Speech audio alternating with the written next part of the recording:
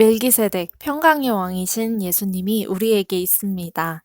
시편 110편 4절 말씀입니다. 여호와께서 약속하셨으니 그 마음을 바꾸지 않으시리라. 너는 멜기세덱의 계열에 속한 영원한 제사장이다. 히브리서 5장 7절로 10절 말씀입니다. 예수님은 세상에 계실 때 자기를 죽음에서 구원해 주실 분에게 크게 부르짖으며 눈물로 기도와 소원을 올렸고 경건한 복종으로 하나님의 응답을 받았습니다. 예수님은 하나님의 아들이셨으나 몸소 여러 가지 고난을 통해 순종을 배워서 완전하게 되셨고 자기에게 순종하는 모든 사람들에게 영원한 구원의 근원이 되셨으며 하나님에게서 멜기세덱의 계열에 속한 대제사장이란 말을 들었습니다. 창세기 14장 8절로 20절 말씀입니다. 그때 소돔 왕과 고모라 왕과 아드마 왕과 스보임 왕과 벨라 곧 소알 왕이 나와 시딤 골짜기에서 내 나라의 대적과 맞서 싸웠는데 그 내 대적은 엘람 왕 그돌라오멜과 고임 왕 디달과 시날 왕 아므라벨과 엘라살 왕 아리옥이었다.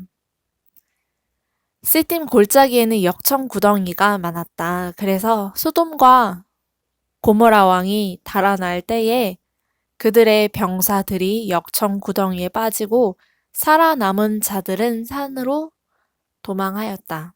그러자 그들의 대적인 네 왕이 소돔과 고모라의 재물과 식량을 모조리 빼앗아 갔으며 소돔에 사는 아브람의 조카 롯도 붙잡아가고 그의 재산까지 약탈해 갔다. 그때 도망쳐 나온 한 사람이 히브리 사람 아브람에게 와서 그 모든 사실을 말해 주었다. 이때 아브람은 아모리 사람 마므레의 상수리 나무 숲 근처에 살고 있었는데 마므레와 그의 형제 에스골과 아넬은 아브람과 동맹을 맺은 자들이었다.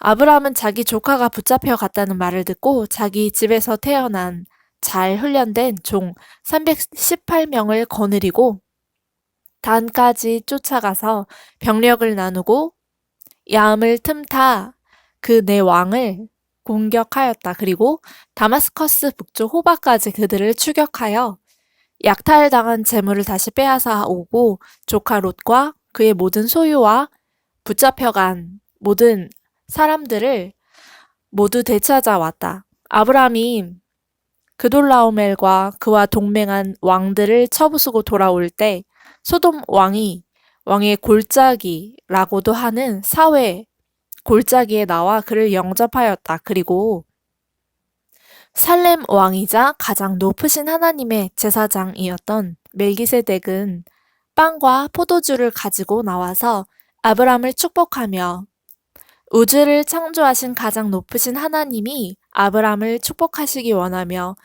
그대에게 승리를 주신 가장 높으신 하나님이 찬양 받으시기 원하노라고 하였다. 그리고 아브람은 자기가 되찾아온 모든 전리품의 10분의 1을 멜기세덱에게 주었다. 히브리서 6장 19절로 8장 2절까지 말씀입니다. 우리가 가진 이 희망은 영혼의 닷과 같아서 튼튼하고 안전하여 휘장 안에 있는 지성소에 들어갑니다. 우리보다 앞서 가신 예수님은 우리를 위해 먼저 그 휘장 안에 들어가셔서 멜기세덱의 계열에 속한 영원한 대제사장이 되셨습니다. 이 멜기세덱은 살렘 왕이며 가장 높으신 하나님의 제사장이었습니다. 그는 여러 왕들을 무찌르고 돌아오는 아브라함을 맞아 축복해 주었습니다. 아브라함도 모든 전리품의 10분의 1을 그에게 주었습니다. 멜기세덱의 이름을 번역하며 의의 왕이라는 뜻이고 살렘 왕은 평화의 왕이라는 뜻입니다. 그는 부모도 족보도 없고 태어난 날과 죽은 날도 없으며 하나님의 아들과 같이 언제나 제사장으로 있는 자입니다. 여러분은 그가 얼마나 훌륭한 자인가를 생각해 보십시오. 우리 조상 아브라함까지도 모든 전리품 가운데 가장 좋은 것의 10분의 1을 그에게 바쳤습니다. 제사장 직분을 받은 레위 사람들은 같은 동족인 아브라함의 후손에게서 10분의 1을 받도록 율법이 규정하고 있습니다. 그러나 멜기세덱은 레위 사람의 족보에 들지 않았는데도 아브라함에게서 10분의 1을 받았고 하나님의 약속을 받은 아브라함을 축복해 주었습니다. 일반적으로 축복은 윗사람이 아랫사람에게 하는 것입니다.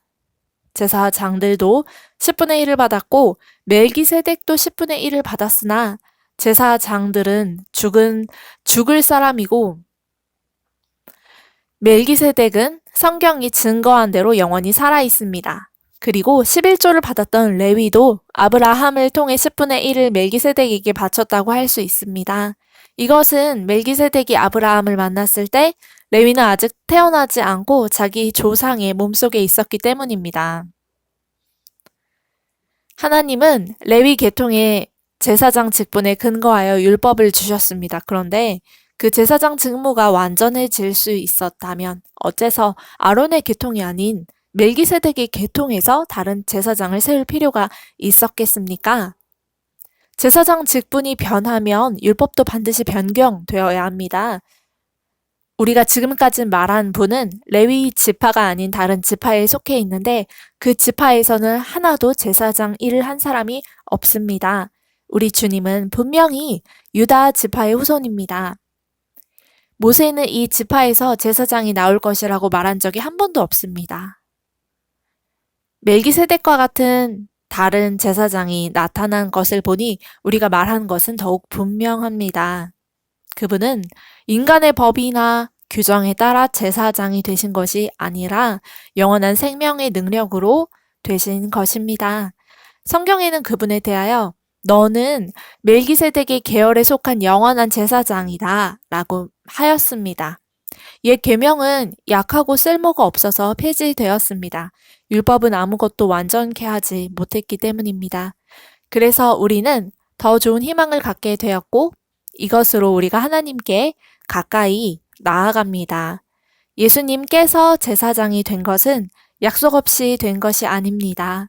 레위 계통의 제사장들은 약속 없이 제사장이 되었으나 예수님은 다음과 같은 약속의 말씀에 따라 제사장이 되셨습니다. 주께서 약속하셨으니 그 마음을 바꾸지 않을 것이다. 너는 멜기세덱의 계열에 속한 영원한 제사장이다.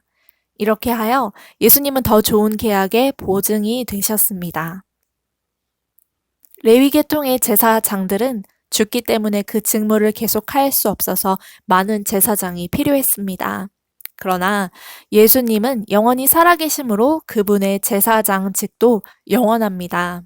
그러므로 예수님은 자기를 통해 하나님께 나아가는 사람들을 온전히 구원하실 수 있습니다. 그것은 그분이 언제나 살아계셔서 그들을 위해 중재의 기도를 하고 계시기 때문입니다. 이런 대제사장은 거룩하고 흠이 없고 더럽혀지지 않았으며 죄인들이 미치지 못하는 하늘에 계심으로 우리에게 없어서는 안 될 분이십니다. 예수님은 다른 제사장들처럼 먼저 자기 죄를 위해 제사를 드리고 나서 백성의 죄를 위해 제사 드리는 일을 날마다 할 필요가 없습니다. 그것은 예수님이 자신을 바쳐서 단번에 그 일을 행하셨기 때문입니다. 율법은 약점을 가진 사람들을 대제사장으로 임명하였지만 율법 후에 온 하나님의 약속은 영원히 완전하게 되신 아들을 대제사장으로 임명하였습니다. 히브리서 8장 1절로 2절 말씀입니다. 지금까지 우리가 한 말의 주된 요점은 바로 이러한 대제사장이 우리에게 있다는 것입니다. 그분은 하늘에 계시는 위대하신 하나님 오른편에 앉아 계십니다. 그리고 그분은 사람이 세운 것이 아니라 하나님께서 세우신 하늘의 참 성소에서 섬기시는 분이십니다. 아멘.